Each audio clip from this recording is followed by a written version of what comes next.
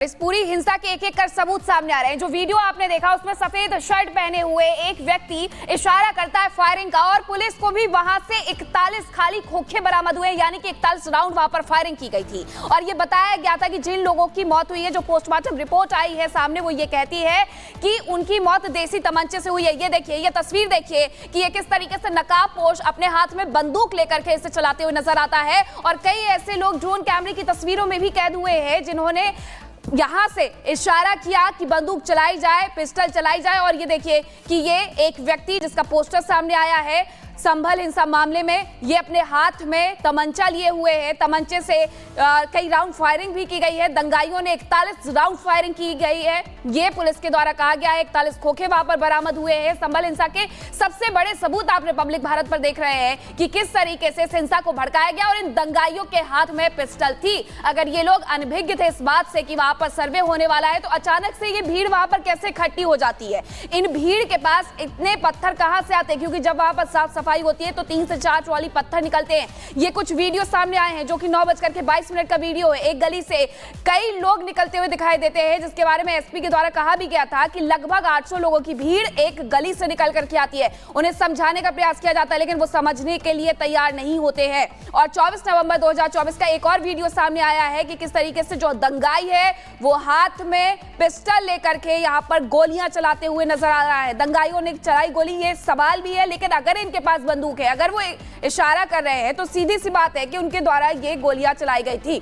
संभल हिंसा में सबसे बड़ा खुलासा हुआ है कि दंगाइयों ने 41 राउंड फायरिंग की पुलिस को मौके से, क्योंकि 41 खाली कारतूस मिले हैं। उत्तर प्रदेश पुलिस की फॉरेंसिक टीम ने ये खाली कारतूस बरामद किए, जिसमें 12 बोर तमंचे के 21 खोखे हैं, 32 बोर तमंचे के 11 खोखे हैं और 315 बोर तमंचे के 9 खोखे हैं। और इसके बारे में पहले भी पुलिस के द्वारा बताया गया था।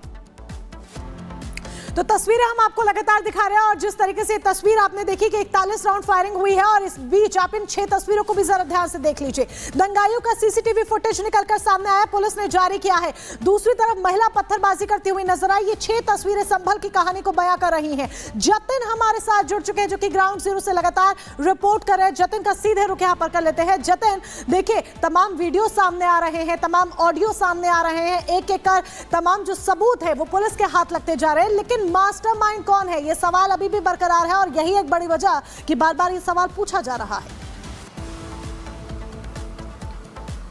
आज बिल्कुल, और यही पुलिस के लिए सबसे बड़ा चैलेंज भी है कि आखिरकार इतनी बड़ी हिंसा हो गई, फायरिंग हो गई, आगजनी हो गई, पुलिस पर पत्थर चल गए, तो ये किसके कहने पर, किसने लोगों को उकसाया, किसने भीड़ इकट्ठी की? क्योंकि ये बात इन सबूतों से बिल्कुल साफ है कि ये कोई हीट ऑफ द मोमेंट हुआ इंसिडेंट नहीं है। ये बाकायदा प्लान किया गया था। लोगों के पास पत्थर मौजूद थे, दंगाइयों के पास पिस्टल्स मौजूद थी, और जो खाली कारतूस बरामद किए गए हैं, ये पुलिस द्वारा जो रबड़ बुलेट फायर किए गए थे उससे बिल्कुल अलग है। और आप देखेंगे कि चाहे वो 12 बोर के तमंचे से फायर किए हुए कारतूस हो, या 32 बोर के तमंचे से फायर किए हुए कारतूस हो, या 315 बोर के तमंचे से फायर किए कारतूस हो, तकरीबन 41 कारतूस जो फॉरेंसिक टीम है उन्होंने स्पॉट से बरामद की, यानी कि शाही जामा मस्जिद के आसपास की गली जहां पर हिंसा हुई थी वहां से बरामद किए हैं। और आपको याद होगा कि जिन 4 लोगों की मौत हुई है, उनकी मौत में पोस्टमार्टम रिपोर्ट जब क्लियर हुई तो ये पता लगा कि 315 बोर के तमंचे से जो गोली चली थी पॉइंट ब्लैंक रेंज से, उससे उनकी मौत हुई है। तो कहीं ना कहीं अब सबूत पुलिस के पास है।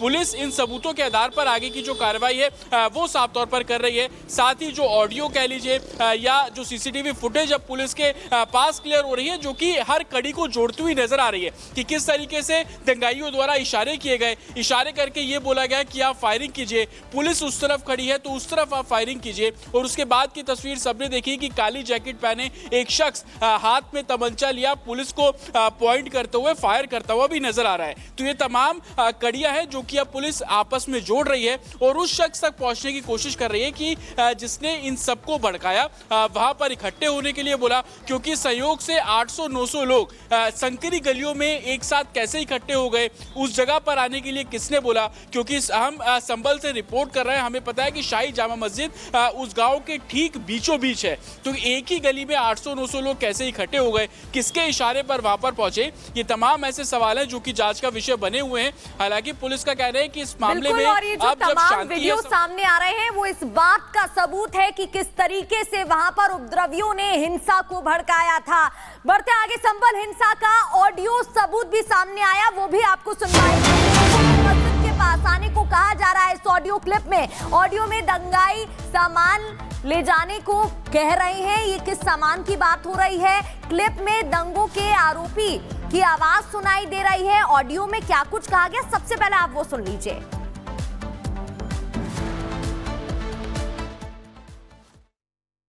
सामान लगा के लाइए, सामान है किधर? अब यहीं जाओ इस पर गाँव मस्जिद से इधर को थोड़ी नहीं वाली जा रही तरफ को उधर को यहाँ पे जुबैर भाई का घर है। हाँ? जुबैर भाई का घर है, जुबैर भाई का वहाँ पे जल्दी आ। तो सामान लाइए, सामान सामान लगा के लाइए, सामान है किधर? अब यहीं जाओ इस पर गाँव मस्जिद से इधर को थोड़ी नहीं वाली जा रही तरफ को उधर को यहाँ पे जुबैर भाई का घर है। हाँ? जुबैर भाई का घर है, जुबैर भाई का वहाँ पे जल्दी आ। तो सामान लाइए, सामान 24 नवंबर को संभल में जो हिंसा हुई उसका एक एक सबूत सामने आ रहा है। रिपब्लिक भारत के पास भी वो तमाम सबूत मौजूद हैं जो ये कहते हैं कि संभल में हिंसा अचानक नहीं हुई, बल्कि ये एक सोची समझी साजिश थी, सोची समझी रणनीति थी जिसके तहत ये सब कुछ हुआ है। अब आपको बताते हैं कि आखिरकार वो ऑडियो कौन सा है, वो वीडियो कौन सा है जिसके बाद हम ऐसा कह रहे हैं।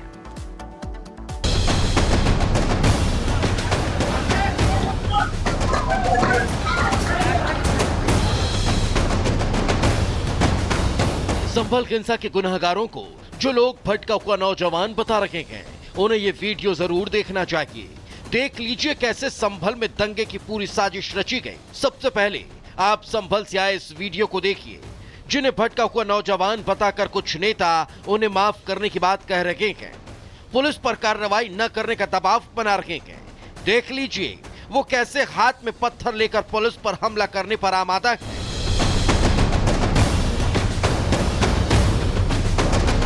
अब इन्हें आप दंगाई कहें या भटके हुए नौजवान, ये आप खुद तय कीजिए, लेकिन संभल के पुलिस इन्हें दंगाइयों से कम कुछ भी नहीं मान रही।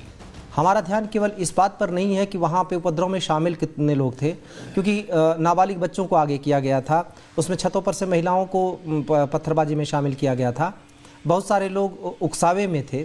अब जो लोग उकसावा कर रहे थे या जिन लोगों ने इसकी प्लानिंग की थी, जाहिर सी बात है वो उस जगह पे मौजूद नहीं होंगे, उन्होंने भीड़ को आगे कर दिया। लेकिन इसके पीछे जो भी ताकतें हैं, जो भी लोग हैं इसके पीछे, उनकी पहचान की जा रही है।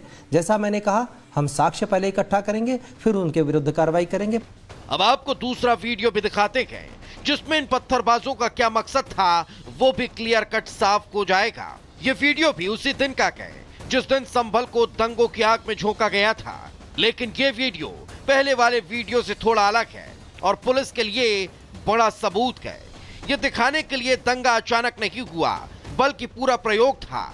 देखिए कैसे सुबह 9:22 पर दंगाई इकट्ठा होते हैं, मुंह में रुमाल बांधते हैं, घरों से निकलते हैं और फिर पुलिस टीम पर पथराव कर देते हैं।